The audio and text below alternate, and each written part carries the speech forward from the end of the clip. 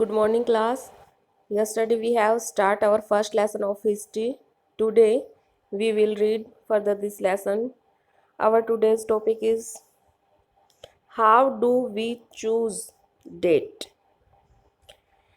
We must know that a date become important if the event associated with it is significant in some way for us. हमारे लिए date important हो जाती हैं, बन जाती हैं जब इनको किसी इवेंट के साथ जोड़ करके विशेषता पूर्वक दर्शाया जाता है. The choice of the dates in history has always been subjective depending on what issues the historians wanted to focus on. जो हिस्ट्री की डेट्स हैं वो इस बात पर डिपेंड करती हैं कि जो हिस्टोरियंस हैं, जो इतिहासकार हैं, हमें हमारा किस चीज़ पर फोकस रखना चाहते हैं, क्या चीज़ हमें दिखाना चाहते हैं. What slant he wanted to give to an issue. हमारा जो ध्यान है वो किस इशू की तरफ आकर्षित करना चाहते हैं. For example, the British wanted that their conquest of India, their administrative policies and achievements should be the focus of history of modern India. So the dates they choose begin with the rule of the first Governor General Van Hastings and ended with the last Viceroy Lord Mountbatten. उदाहरण के तौर पर इन्होंने लिया है कि जो इतिहासकार हैं उन्होंने जो हमारी मॉडर्न हिस्ट्री दिखाई है उसमें क्या दिखाया है, उसमें उन्होंने ब्रिटिश और जो वो इंडिया पर उन्होंने जीत प्राप्त की, नियंत्रण किया, जो उनकी एडमिनिस्ट्रेटिव पॉलिसीज थी, जो उन्होंने अचीव किया, मॉडर्न हिस्ट्री में इस चीज़ पर फोकस किया गया है. जो उन्होंने डेट चूज की है वो उनका जो फर्स्ट गवर्नर जनरल था उसके साथ तो उन्होंने शुरू की हैं वो डेट्स, जो इतिहास हमारा मॉडर्न हिस्ट्री का. और जो उनका लास्ट वॉइसरॉय था लॉर्ड माउंटबेटन, वहाँ तक उन्होंने मॉडर्न हिस्ट्री में दर्शाया है.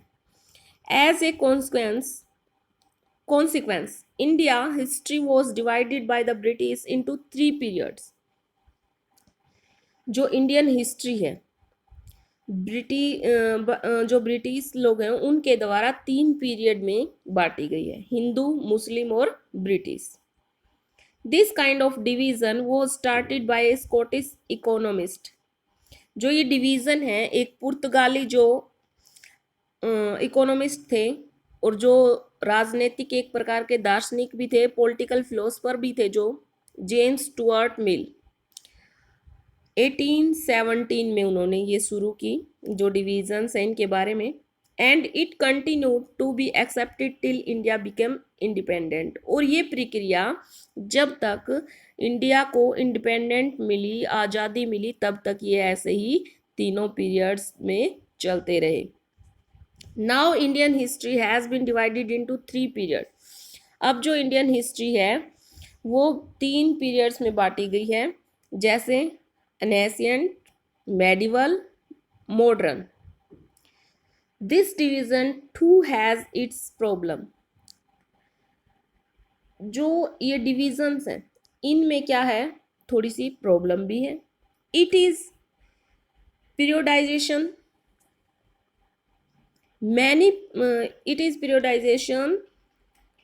That is borrowed from the west. जो इसकी अलग अलग पीरियड में बांटा गया वो कहाँ से लिया गया, वेस्ट से. Modern period has been associated with the growth of the force of modernity.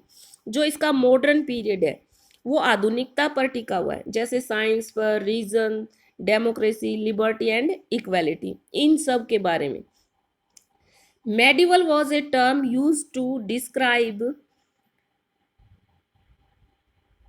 describe a society where features of modern society did not exist. Medieval जो है माध्यमिक जो हिस्ट्री रही है हमारी मध्यकाल की, उसमें उस समय की सोसाइटी दर्शाई गई है जब आधुनिक सोसाइटी, जब आधुनिक समाज नहीं आया था. As we see in this book, जैसे कि हम इस बुक में देखेंगे, under British rule people did not have equality. जब ब्रिटिश का शासन था यहाँ, लोगों के पास नई तो इक्वालिटी थी, नई फ्रीडम थी, नई लिबर्टी थी। Therefore many historians refer to this period as colonial. इसीलिए इतिहासकारों ने इस समय को उपनिवेश का समय माना है, यानी कि किसी दूसरे ने इस पर नियंत्रण कर रखा था, उसको बोलते हैं उपनिवेश।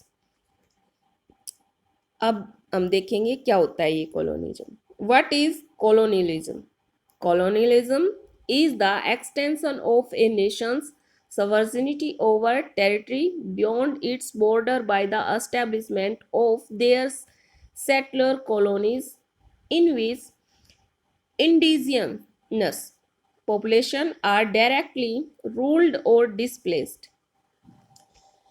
जो ये उपनिवेशवाद होता है, कॉलोनियलिज्म को बोलते हैं उपनिवेशवाद।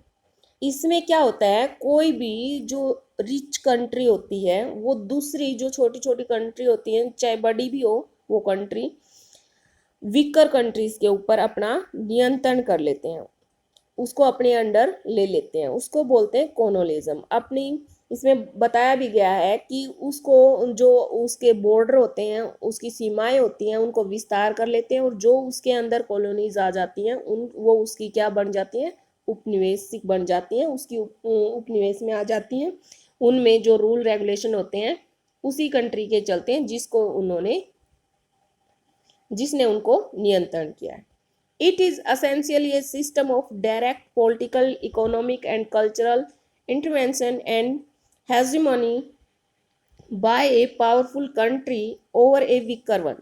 क्या होता है, जो वीकर कंट्री होती हैं उसके ऊपर जो पावरफुल कंट्री होती है वो नियंत्रण कर लेती है उसके पूरे सिस्टम पर, उसके पॉलिटिकल सिस्टम, इकोनॉमिक और कल्चरल जो सिस्टम है, पूरे सिस्टम के ऊपर कंट्रोल कर लेती है।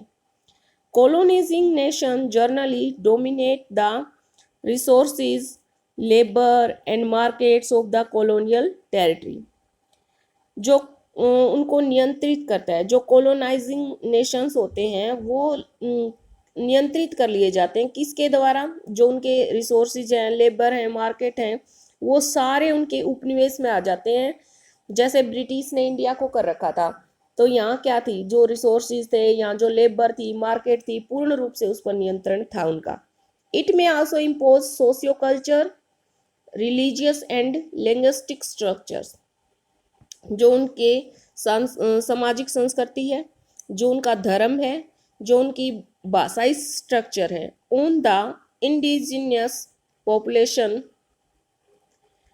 और जो उनकी सारी की जो सारी पॉपुलेशन है उस पूरे के पूरे पर नियंत्रण कर लेते हैं।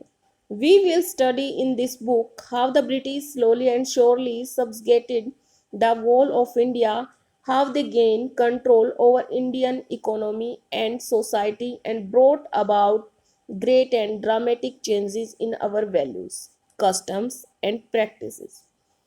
इस बुक में हम देखेंगे कि ब्रिटिश अंग्रेज लोगों ने, जो अंग्रेजी लोग थे, जो इंग्लैंड के लोग थे, जो ब्रिटिश के लोग थे, उन्होंने कैसे धीरे धीरे पूरे इंडिया पर कंट्रोल कर लिया, कैसे उन्होंने यहाँ की इकोनॉमिक पर, यहाँ की इकोनॉमी पर, सोसाइटी पर पूरा कंट्रोल किया, और एक ग्रेट और ड्रामेटिक चेंज यहाँ अचानक से यहाँ की वैल्यूज़ में, यहाँ के कस्टम में, सब जगह क्या है, अचानक से चेंज आने लगे।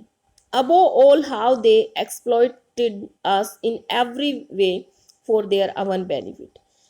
और इसके बावजूद भी उन्होंने कैसे हमको एक्सप्लॉइट किया, कैसे हमारा शोषण किया, हर तरीके से हमारा शोषण करके किया, अपने बेनिफिट के लिए, अपने फायदे के लिए किस प्रकार हमारा शोषण किया, एक्सप्लॉइट किया हम हमारे को। तो ये है, एक आसान सी भाषा में है, कॉलोनियलिज्म क्या होता है, उपनिवेशवाद होता है जब कोई वीकर कंट्री किसी रिचर कंट्री के द्वारा अपने कंट्रोल में ले ली जाती है, उस पर वीकर कंट्री पर कंट्रोल कर लिया जाता है पूरे तरीके से, उसकी सोसाइटी पर, उसकी इकोनॉमी पर, उसकी पॉलिटिकल सिचुएशन पर, हर जगह उसकी मार्केट पर, उसके रिसोर्सिस पर, हर जगह कंट्रोल कर लिया जाता है। वो होता है colonialism. Thank you.